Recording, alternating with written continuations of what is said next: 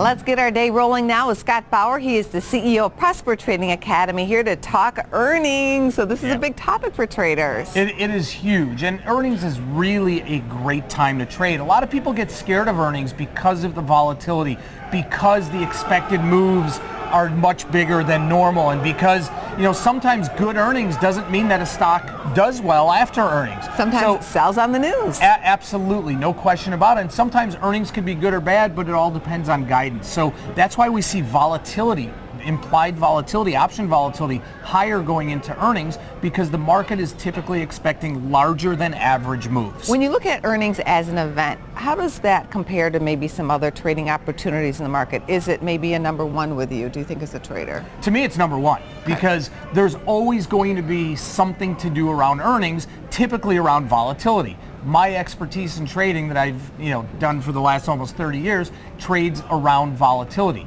So what I look to do around earnings, Angie, is take advantage of arbitraging volatility. Everyone knows how you can arbitrage a stock versus the other, but you can actually do that with options, trying to find one option that may be mispriced versus another option. And around earnings, it's a wonderful time to do that. Explain that a little bit more. Sure. So we know that option volatility or implied volatility going into earnings, especially the week that captures the earnings event, tends to go up. Absolutely. So those options prices become more expensive. So those option prices become more expensive. Now, that doesn't mean you ordinarily or have to just sell those options, because they might be expensive for a reason, right? Because the stock is typically going to move in a wider range. However, when you look at one option, let's say on an earnings week, versus an option maybe a week later or even a month later, you can look at the big volatility disparities and the amount of premium that's priced into one option versus the other. So one might have a lot of premium build up, might be really expensive, but one might not be as expensive. Absolutely. Sometimes when I look at an earnings play, one of my favorite types of strategies around earnings